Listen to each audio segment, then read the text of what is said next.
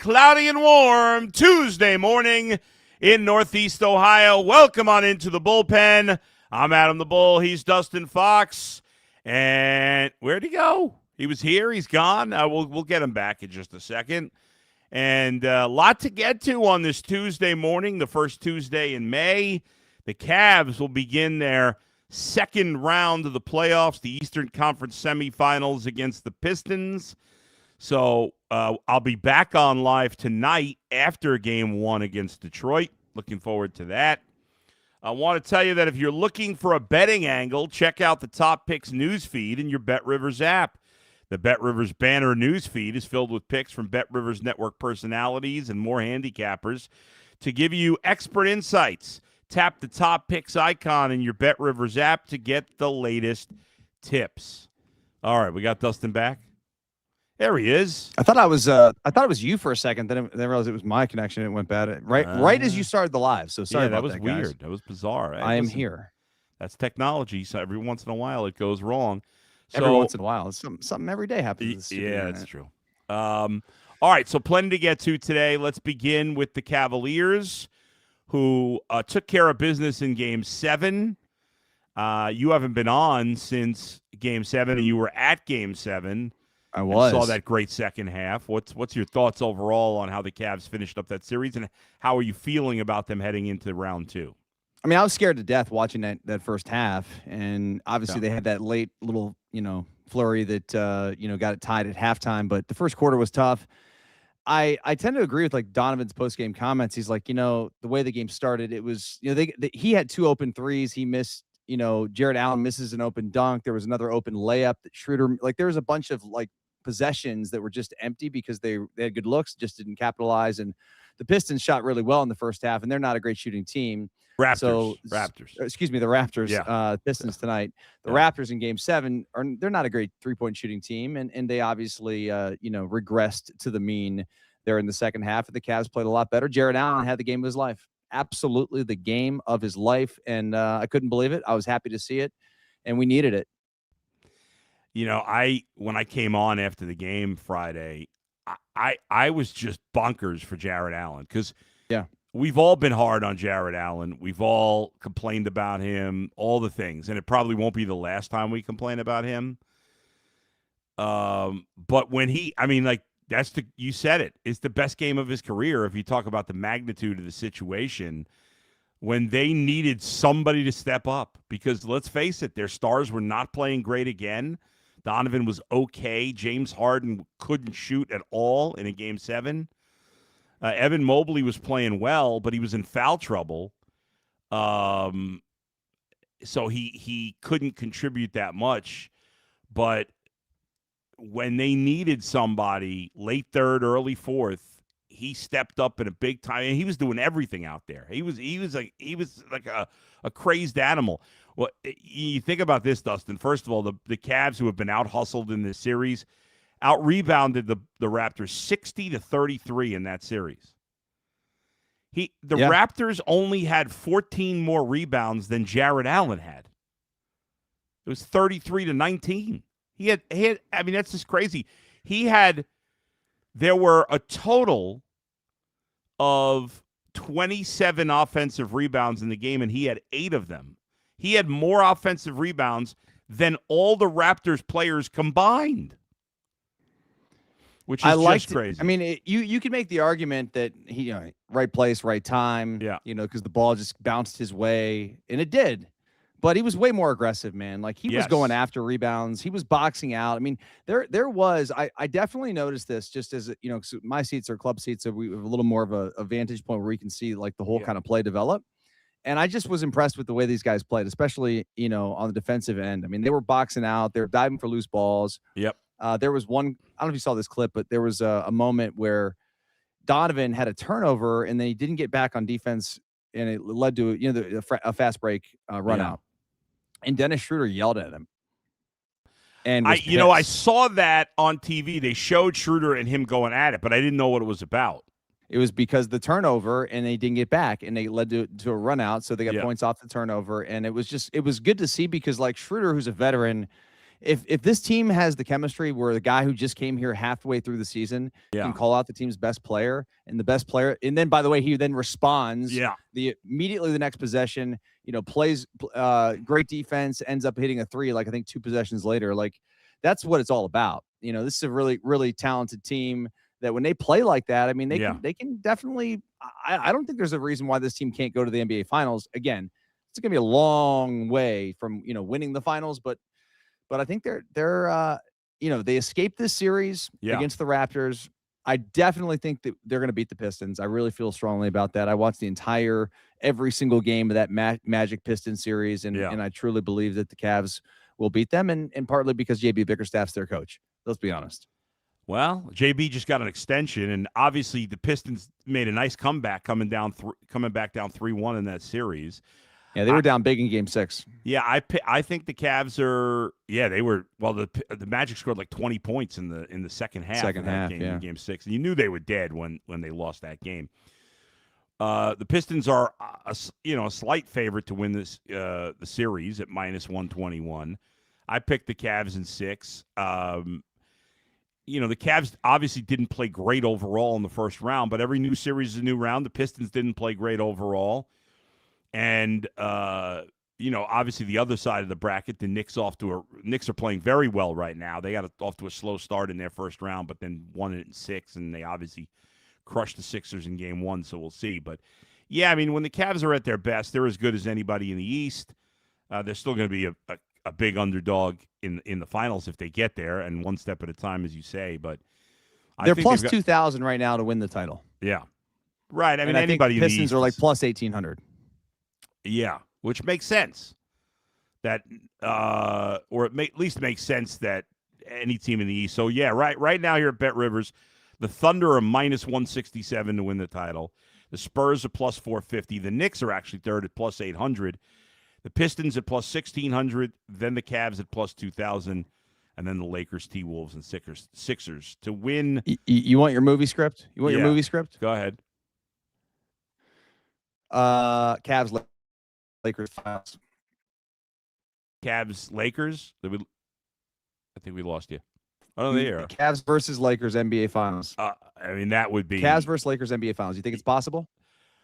It's unlikely, but of course it's possible. I think. I mean, the Lakers beating Oklahoma City, I think, is very unlikely. But you never know. They play tonight too. LeBron's playing on another level, man, for his age. Not even for his age. I shouldn't even say that. Like, he's just playing out of his mind. Agreed, but the Thunder are just a machine right now. They are. I mean, if the Lakers were playing any other team, I'd give them a better chance. But I mean, let's be honest though. One tweaked ankle away from an NBA title, the Cavaliers. You never know. Somebody on the OKC gets a little nick or something. SGA's misses a game or two. You never know. I mean, of course, yeah. A lot can happen here. Of course, but I'm just saying it's unlikely that all things being equal. Yeah, the Thunder should be in the finals and they should win this thing. Right. They're -140 to win the title, and they have to win 2 more series. Yeah. To get to the finals. To win the East right now, as of this morning on Bet Rivers, the Knicks are plus 110, the Pistons plus 250, the Cavs are plus 300. And the Sixers plus 1,000. The Lakers are plus 1,600 to win the West as of this moment. Thunder -305 at the moment. So, so it's a significant thing they're up against. Game 1 tonight. The Pistons are a 3-point favorite at home. By the way, you know what the Thunder's spread is with the Lakers for tonight? No idea. 15? 15.5. Good guess. Yeah, 15.5 the Thunder tonight. But for the Cavs, -3. Yeah, it's the current coach against the old coach. Obviously, people did not like, when JB left, everybody was done with him here. There have been a lot of times in the last few months that people were kind of sick of Kenny Atkinson, but right now you feel fine about him since the Cavs ended up winning, and now you're going to the second round. So, yeah, I feel good about the Cavs, even with their sloppiness in the first round. But I'm picking the Cavs in 6, but I don't know, man. I think we're all dismissing the Pistons a little too quick. Yeah, maybe so. I mean, they are a good team. There's a reason that they are the number 1 seed. Yeah. I just think this is going to be interesting because we have a completely different team than we had during the regular season. And I mean, dude, I think this is going to be like an old school type of series where I think it's probably like the total points like tonight. Yeah. It'll be played in the 90s. I think this is going to be like slow it down, try to drag you through the mud. Cade Cunningham, stanky leg all day versus Harden, who's going to be doing, a lot of ISO, pick and rolls. I mean, it's going to be an old school battle. I mean, they've got some big dudes that can bang inside, and obviously the Cavs now with some confidence coming from Jared Allen from that Game 7 performance. I think it's going to be a really defensive struggle. It's going to be interesting. I think the Cavs want it to be higher scoring because I think they're the better offensive team. The Pistons are, the better defensive team. But Cavs did play good defense the second half against Toronto, no doubt. Now, Toronto doesn't have a player as good as Cade Cunningham, but they do have, obviously, Scotty Barnes had a great series. But, I wouldn't be shocked, and I'll be interested to see how Jared Allen follows up that impressive Game 7 in Game 1 tonight. Both teams have the same time off.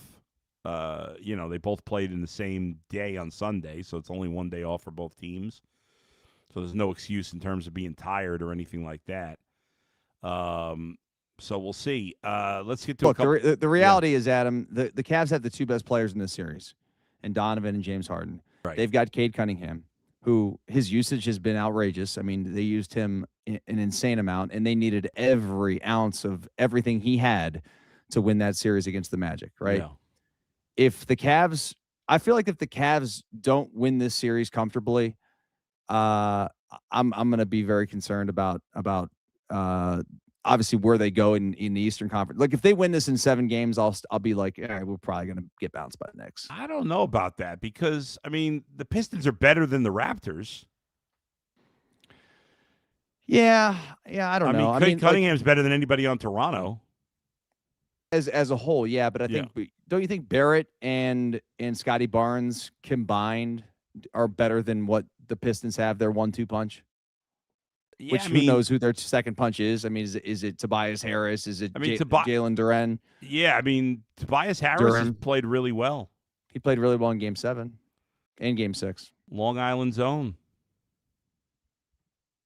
He used to call me on the fan when I did overnight. Is that right? Yeah. I do remember you saying that. Yeah. He had 30 in Game 7, 30 and 9. So, I don't know. I mean, I expect the Cavs to win. I think the Cavs are better, even though the Pistons had a better season. But I don't know. We took the Raptors a little lightly, and it went 7 games, and it just doesn't matter. How strong or weak we take the opponent doesn't matter in terms of what happens on the court. That's all that matters. So let's get to a couple comments from the fans here. Joe Kabak says, good morning, Bull. Good morning, Dustin. Good morning, Joe. Good morning, good morning, good morning. Danny Tank says, Bull and Fox, love it. Thank you, Danny. Z says, morning, gentlemen, fun series, but my Raps ran out of steam in the end. Sal says, go Cavs, go. Raps are an awesome team, bright future. I agree. I mean, the Raptors, they're well coached. They've gotten better every year under this coach. They were without one of without their point guard for the whole series and without one of their other best players for the last 2 games, and they hung right in there. And they ran out of gas, but I think the Raptors deserve a lot of credit taking that series to 7 games. I mean, listen, Bull, can we be honest? I mean, that series should have been over. It should have been 5 games. Maybe so, but I think part of the reason it went 7, we could just say, well, the Cavs did whatever. But the Raptors played hard and played well. Like, considering what they were up against the better team, home court disadvantage, and injuries. I thought you got to give your opponent some credit. And I think I'm giving them credit, but I'm also saying they hit a miracle shot that 1 out of 100. That was crazy. That shot goes in. Yeah. To win the game. Yeah. And then how many times will the Cavs blow an 8-point lead in the final 4 minutes? Yeah. No, I hear you. I think Toronto's a team on the rise. Fine. I like their coach. Yeah, exactly. Jim says Cavs in 6. Let's see. Joe says Cavs in 6, win games 2, 3, 4, and 6. B. Skrills, Cavs in 6. Jim Eagle says, I thought UCSS took the Raptors entirely too lightly. I think they're way too negative on the Cavs in this series. I don't know. Can't speak for the other guys. We both just picked the Cavs to win this series. So, Corey says, Adam, any thoughts and memories on the late John Sterling? I was going to ask you about that. Yeah, so for those who don't know, John Sterling is the play-by-play or was the play-by-play voice for the Yankees on the radio for many, many years. He was originally when I was a kid, he was actually did the Braves games on TV. But he's done Yankees radio forever. John Sterling, Susan Waldman. And I'll say this about John. He was beloved in New York. He was such a nice guy. I remember when I was on in New York, I can't remember what the year this was, but I was hosting in New York between 2007 and 2011 before coming to Cleveland. And a player by the name of Bobby Mercer died. If you're a diehard baseball fan, you remember Bobby Mercer. If you're a casual fan, you probably don't know him, but he played a lot of years he was originally came up with the Cubs. He played for the Yankees, a few other teams, but he's a really good player. Not a Hall of Famer, but a really good player. And my producer, who I don't remember who it was at the time, says, let's bring on John Sterling. And I was like, yeah, I've never had John as a guest, so let's bring him on. And he just, as a guest, was just so awesome. And he just remembered all these stories. And yeah, later in his career, he obviously made a lot of mistakes as he got older, and this happens, and it's unfortunate. But in his prime, he was great, and he was a great human being by all accounts. By everybody that I knew who knew him, I didn't know him personally. Like, I never actually socialized with him. But he was very nice when I did that interview with him, and if you saw the stories and the thoughts from the people that worked with him, that covered the Yankees or covered the Mets or whatever, everybody has nothing but good things to say about John Sterling. So rest in peace, John. I know, Michael Kay, the TV voice of the Yankees, used some of his calls in the Yankees game yesterday. And nice. So anyway, it's very, very sad. Did Michael and John get along? Good question. I don't know. I never heard that they didn't, but Okay. I don't know for sure. I know John and Susan Waldman had a very close relationship because they worked together on the radio for so many years. But yeah. So no. But thanks for asking about that, Corey. Let's see. Speaking of baseball, Jim says, does the Skubal injury change your view of the AL Central? Yeah, yes, 100%. I think the Guardians are the favorites now to win the Central. I had picked the Tigers in the beginning of the year to win the Central and the Guardians to finish second and get a wild card. Now both the teams are tied at the moment. Guardians lost their second straight yesterday. The division's pretty bad right now. The Tigers and Guardians are tied at 18 and 18. The White Sox, who are playing much better baseball lately, are only a half game back at 17 and 18. The Royals at 16 and 19, and the Twins at 15 and 20. So right now, nobody's playing well in this division. And at the moment, you wouldn't have a. It's bizarre. There's only 3 teams over 500 in the entire American League.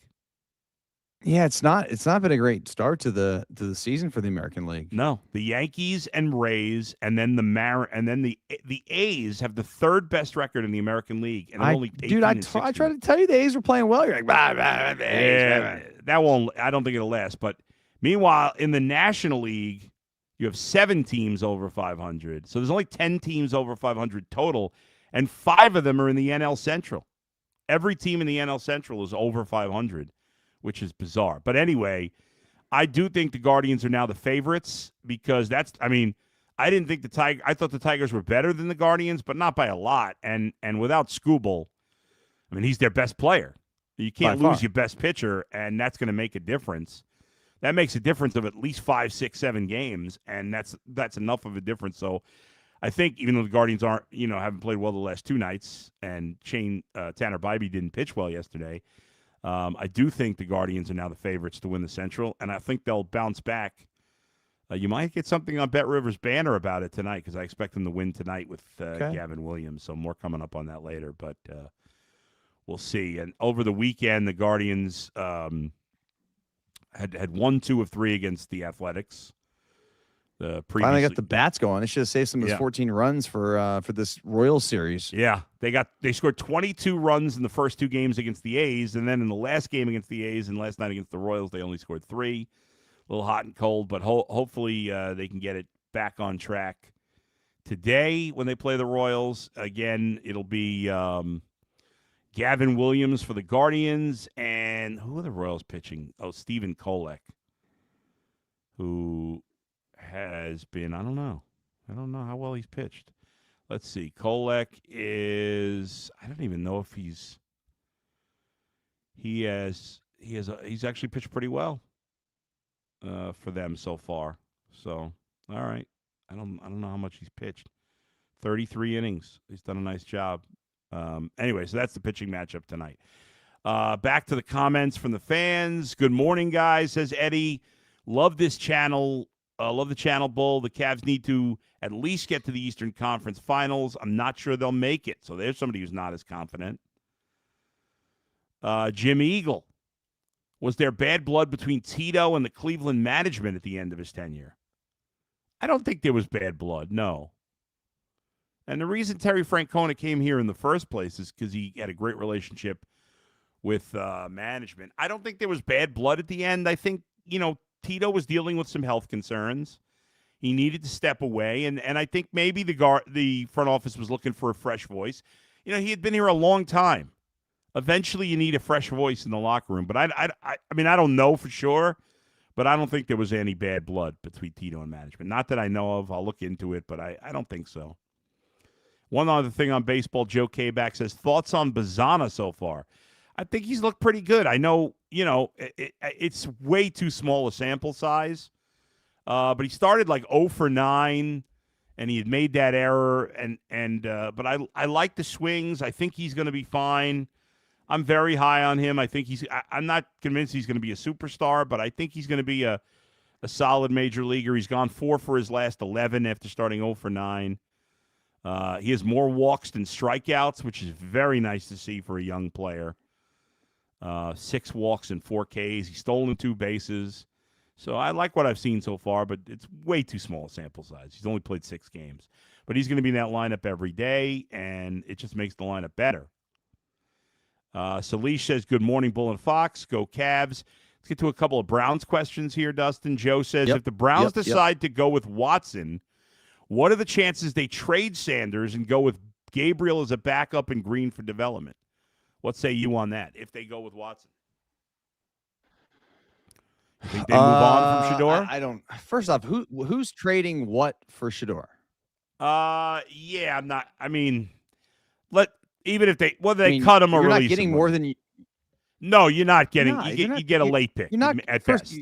You're not going to trade him because you're not going to get any value for him. Yeah, and you're not going to cut him because he still has some upside. Like, I don't think that there's any chance that Shedeur is not on this roster this year.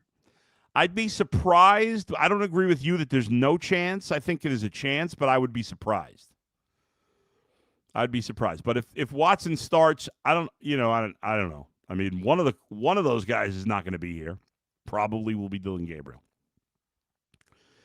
I mean, if you think that Shedeur is legitimately the number 2 guy behind Watson, you need him because Watson's coming off of his second Achilles tear. Like, what are the chances this guy's going to play, every single game, all 17 games? No, there's almost no chance that that's going to happen. Got to have a legitimate backup. And there's value with Sanders. Like, he's cheap. He's on his rookie contract. He was a 5th-round pick. Like, he flashed enough last year to keep in the mix. Yeah, it's going to be fascinating to see what happens. Obviously, we got, the offseason program, and there's not much happening in May. I think the schedule will be out. I think it was, I want to say, in the middle of May. I think that's when it comes out. I'm not sure if they've officially announced the day. They usually, for some reason, they're a little cagey about when they're actually going to put out the schedule. But you got to figure that if you look at the Browns' opponents, they're playing Atlanta and Tampa this year. So you got to figure the NFL likes their storylines. that the Browns will open against either the Falcons with Stefanski or the Bucs and Baker Mayfield, because either one of those is a big story. Huge story. Yeah. So I wouldn't be surprised by that. Although, you could always have the what do you call it? A division game is certainly entirely possible. We're gonna open with Pittsburgh again. Yeah, I mean you could. I feel like they opened with Pittsburgh so many times. Yeah, I mean you're gonna often start in your division. I mean it's not a big surprise. By the way, in the division for right now, I just brought up the AFC North odds. Tell me which bet you'd make if you had to bet on one of these to win the North. Ravens minus 125, Bengals plus 200, Steelers plus 575, Browns plus 1,700. What's the bet? Who'd you say was before the Browns? Steelers plus 575.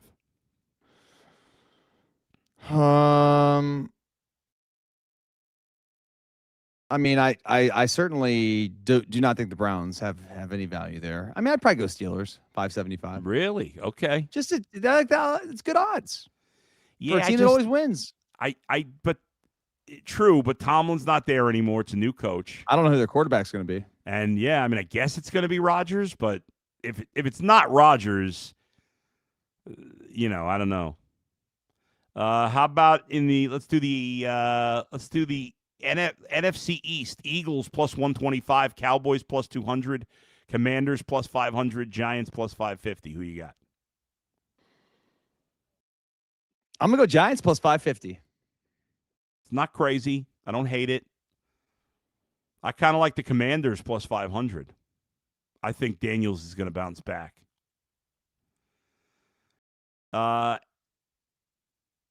NFC South. Buccaneers, this is really tight. Buccaneers plus 175, Falcons plus 295, Saints plus 295, Panthers plus 350. Buccaneers. I like the Panthers at plus 350. I think the division's You like wide Bryce open. Young? Yeah. AFC East, Bills minus 150, Pats plus 140, Jets plus 2,000, Dolphins plus 3,000. I mean, you got to either take the Patriots. I guess you take the Patriots, but I'll say Bills because Patriots are dealing with all that crap right now, and they're going to regress. They overachieved, I think, last year, and the Jets and Dolphins have no chance. I'll give you one more. AFC West, Chiefs plus 165, Chargers plus 180, Broncos plus 210, Raiders plus 2,200. Broncos. Yeah, I like the Broncos too. I'm surprised the Chiefs are the favorite with you don't know Mahomes' status to start the season. That's a little surprising. I'll get actually one more. NFC North, Lions plus 160, Packers plus 215, Bears plus 320, Vikings plus 550. Packers. Yeah, we're on the same page. And the West, Rams plus 140, Seahawks plus 160, Niners plus 265, Cardinals plus 5,000. Niners. Man, the Seahawks are the Super Bowl champs. They're not even the favorites in their division.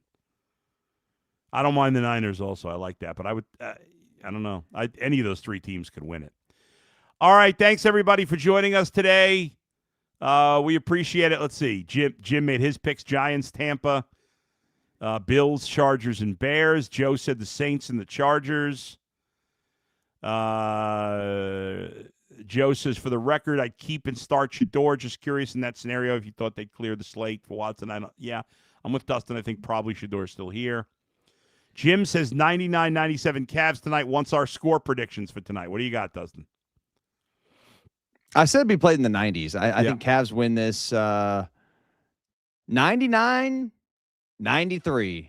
All right, I actually have the Pistons winning game 1, and then the Cavs coming back to win 4 of the next 5. So I got the Pistons. Okay. Pistons 101, Cavs 93 tonight. So there you go. Hopefully I'm wrong, though, because I'd like to see the Cavs win. All right, thanks, everybody, for joining us tonight. Thanks to no Levi today. Thanks to Is Drew today tonight? And Is Alex. today right currently tonight? Thanks for joining us tonight. Oh, did I say tonight? You did. I'm still spinning. Thanks to You're doing a post-game show tonight, right? Yes, I'll be on live after the game. Thanks to Drew and Alex for producing. I'll be with you tonight. Dustin will be back with me Thursday morning. We'll both be on UCSS tomorrow. Until then, we'll talk to you next time. Where else but right here in the Bullpen with Bull and Fox, brought to you by Bet Rivers. See you, everybody. See you.